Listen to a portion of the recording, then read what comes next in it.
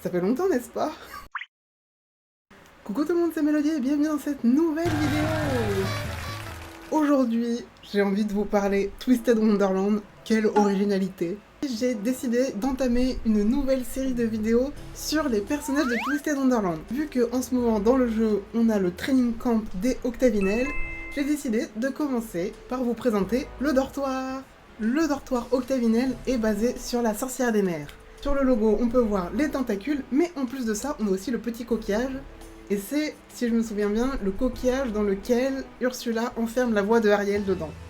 Le premier personnage que je vais vous présenter s'appelle Azul Ashen Grotto et il est doublé par Atsushi Tamaru. Donc c'est un personnage qui est en deuxième année, c'est le chef de dortoir, et en plus de ça, il est manager du café d'école qui s'appelle le Monstro Lounge.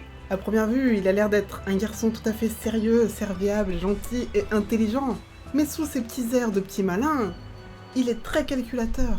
Attention, méfiez-vous de ce Azul. Et tout comme Ursula, il y a des rumeurs dans l'école comme quoi il est capable de réaliser n'importe quel souhait. Grâce à cette magie, s'il signe un contrat avec une personne, il sera en mesure de récupérer ce qu'il aura été convenu en contrepartie. Et je le répète, il sera en position et il récupérera quoi qu'il arrive.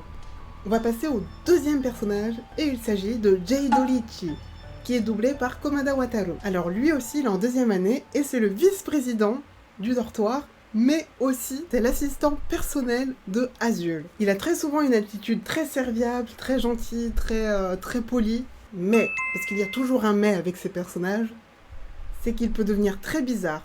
Vous savez, c'est le genre de personnage qui peut vous dire qu'il va vous tuer avec un grand sourire comme ça. Alors, son unique magic s'appelle Shock the Heart.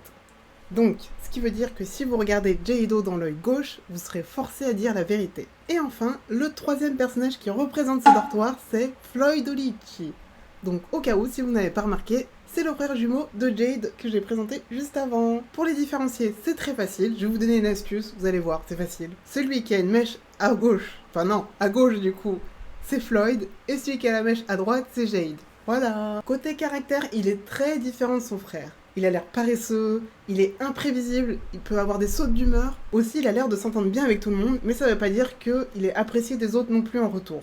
C'est pas réciproque. Et aussi, il adore par-dessus tout donner des petits surnoms sympathiques d'animaux de la mer à ses camarades de classe. Par exemple, le personnage principal, il appelle Petite Crevette. C'est trop mignon, hein, Petite Crevette. Son unique magic s'appelle Bind the Heart.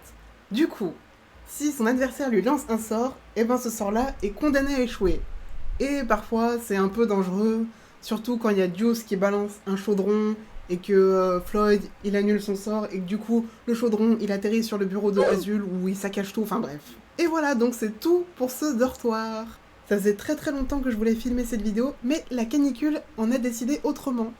En attendant, moi je vous dis, prenez soin de vous, portez-vous bien et à bientôt, bye bye. T'es le bébé chat de mes rêves.